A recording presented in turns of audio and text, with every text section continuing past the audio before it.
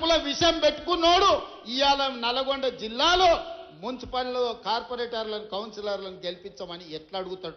నల్గొండ మీద విషం చిమ్ముతున్న బీఆర్ఎస్ వాళ్ళకు, ఎస్ఎల్బీసీ కట్టనోనికి, రేషన్ కార్డు ఇవ్వనోడికి, సన్న బియ్యం పంచనోడికి, ఆడబిడ్డలకు ఆర్టీసీలో ఉచిత ప్రయాణం ఇవ్వనోడికి ఇవాళ మిమ్మల్ని ఓటు అడిగే హక్కు ఉందా? మీరు ఒక్కసారి ఆలోచన చెయ్యండి.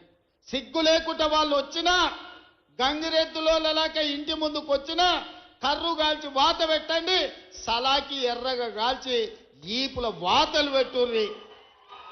ఏమన్నా తెస్తే తీసుకోండి, ఏమన్నా ఇచ్చినా తీసుకోండి, కీసలలో లాగులలో ఏమన్నా ఉంటే అది కూడా తీసుకోండి. మందిని ముంచిన సొమ్ము మస్తుగా ఉన్నది వాళ్ళ దగ్గర. ఒకనొక్కడు ఎకరాలలో ఫామ్ హౌజులు కట్టారు, పెద్ద పెద్ద బెంచ్ కార్లు కొన్నారు, గంజికి గతి లేని వాళ్ళు కూడా. అవన్నీ మనల్ని ముంచిన సొమ్మే, మందిని ముంచిన సొమ్మే. టీఆర్ఎస్ వాడు వచ్చి ఏమి ఇచ్చినా తీసుకోండి, చెయ్యాల్సిన లగ్గం చెయ్యండి. మన అసెంబ్లీ ఎన్నికల్లో ఎట్లయితే మిర్యాలగూడల 40-50 వేలతోని లక్ష్మారెడ్డిని గెలిపించారో, పార్లమెంట్ ఎన్నికల్లో రఘ్వీర్కి 5,60,000 ఓట్ల మెజారిటీ ఎట్లిచ్చిండ్రో, ఇవాళ అదే విధంగా నల్గొండ జిల్లా ప్రజలు కాంగ్రెస్ పార్టీకి అండగా నిలబడండి. ఇవాళ మిత్రులారా, మనం అధికారంలోకి వచ్చిన ఈ 2 ఏళ్లలో 70,000 ప్రభుత్వ ఉద్యోగాలు ఇచ్చినాం, రైతు రుణమాఫీ చేసినాం, రైతు భరోసా కార్యక్రమాన్ని అమలు చేసినాం, 4.5 లక్షల పేదోళ్ళకి ఇందిరమ్మ ఇండ్లు ఇచ్చినాం. ఇవాళ ఆడబిడ్డలకు ఆర్టీసీలో బస్సే కాదు 1000 బస్సులు కొనిపించి, బస్సులో ఉచితమే కాదు 1000 బస్సులకు యజమానులను ఇవాళ ఆడబిడ్డల్ని చేసినాం.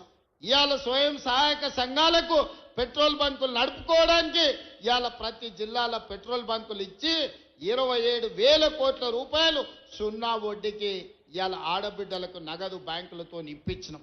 ఇవన్నీ కూడా ఎలా సాధ్యమైనాయి అంటే ఇందిరమ్మ రాజ్యంలో పేదల పరిపాలన వచ్చినందుకే సాధ్యమైంది. ఇవాళ అన్ని మనమే ఉన్నాం, సర్పంచులు మనోళ్ళే ఉండ్రు, ఎమ్మెల్యేలు మనోళ్ళే ఉండ్రు, ఎమ్మెల్సీలు మనోళ్ళే ఉండ్రు, మంత్రులు మనమే ఉన్నాం, ప్రభుత్వం మనమే ఉన్నది. మరి ఏనైనా మన కాలనీలలో ఎవడన్నా అప్పి తప్పి బీఆర్ఎస్ వాడు కౌన్సిలరు కార్పొరేటర్ అయితే ఇక వాడు మనకేమన్నా పని చేస్తాడా? ఒకసారి ఆలోచన చేయండి. 10 ఏళ్ళు వాళ్ళే ఉన్నారు, 10 ఏళ్ళు పరిపాలన చేసిరు, మొత్తం తెలంగాణను దోసుకున్నారు, 1000 కోట్ల రూపాయలు సంపాదించుకున్నారు. ఆస్తులు సంపాదించుకుంటే పర్వాలేదు, 7 అంతస్తుల మేడలు కట్టుకుంటే పర్వాలేదు, కానీ పెళ్ళా మొగుడు ఫోన్లలో మాట్లాడుకుంటే కూడా ఫోన్లు విన్నారా? ఇంత సిగ్గు తప్పినోడు ఎవడన్నా ఉంటాడా? వాళ్ళ బతుకు చెడా. పెళ్ళ మొగుడు మాట్లాడుకుంటే కూడా జోలి ఇంటాడా ఎవడన్నా? జడ్జిలను వదలలే, జర్నలిస్టులను వదలలే, ప్రతిపక్ష నాయకులను వదలలే, పెళ్ళ మొగుడు జోలి వదలలే, సినిమా తారాలు మాట్లాడుకుంటుంటే వాళ్ళను కూడా వదలలే. ఎవడు ఏది మాట్లాడుకున్నా వాని ఫోన్లలో ఏం మాట్లాడుకుంటుండో వీడికి ఎందుకయా? వీడేమన్నా మనిషేనా? అసలు మానవ జన్మ ఎత్తడానికి అర్హత ఉందా? మంది ఫోన్లు తినేటోడు అసలు మనిషా? అన్నం తినేటోడు ఎవడన్నా పెళ్ళ మొగుడు మాట్లాడుకునేది వింటారా? అట్లాంటి సన్నాసులకు మన పోలీసు వాళ్ళు నోటీస్ ఇచ్చారు. మా జాతిపితకు నోటీస్ ఇస్తారని. ఎవరికిరా నువ్వు జాతిపితవు? ఎవడు నీ జాతి? వినోదరావు నీ జాత? ఎర్రబల్లి దయాకరావు నీ జాత?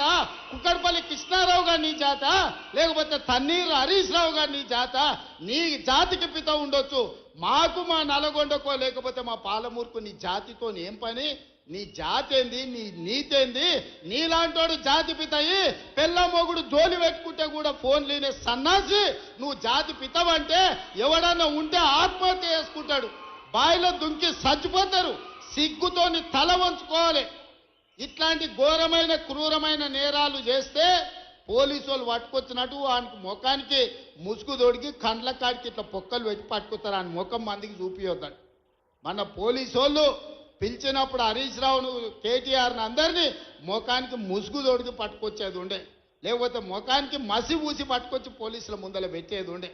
పోలీసు వాళ్ళు మంచోళ్ళు కాబట్టి ఏమనలేదు. మా జాతిపితకు నోటీస్ ఇస్తావా?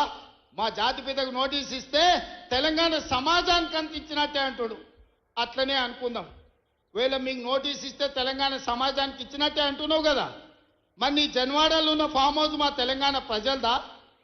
నీకు నోటీస్ ఇస్తే మరి తెలంగాణ అందరికి ఇచ్చినట్టయితే నీకున్న ఎర్రవల్లి ఫామ్ హౌస్ తెలంగాణ సమాజం అందరికి ఇస్తావా? జన్వాడలో నీకున్న ఫామ్ హౌస్ అందరికి ఇస్తావా? మొయినాబాద్లో హరీష్ రావుకున్న ఫామ్ హౌస్లో అందరినీ రాణిస్తావా?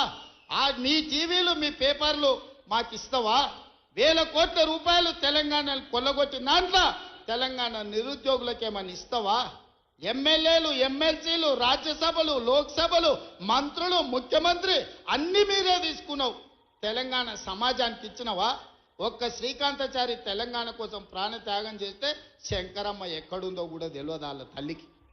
కనీసం మొట్టమొదట తెలంగాణ కోసం ప్రాణ త్యాగం చేసుకున్న శ్రీకాంతాచారి తల్లి కూడా చిన్న బాధ్యత ఇవ్వకపోతివే. జాతిపిత అంటే ఎవరయ్యా అంటే తెలంగాణ కోసం సర్వం త్యాగం చేసిన ప్రొఫెసర్ జయశంకర్ జాతిపిత అవుతాడు. లేకపోతే ఆంధ్రప్రదేశ్లో పార్టీ చచ్చిపోయినా, తెలంగాణలో అధికారం కోల్పోయినా, కేంద్రంలో ప్రభుత్వం పోయినా పర్వాలేదు అని తెలంగాణ రాష్ట్రం ఇచ్చిన సోనియమ్మ తెలంగాణ తల్లి అయితే తప్ప నీలాంటి దోపిడీదారుడు, దొంగ, లుచ్చ నువ్వెట్లా జాతిపితమవుతావని నేను అడగదలుచుకున్న మిర్యాలగూడ నుంచి. సిగ్గులేని మాటలు మాట్లాడతారు.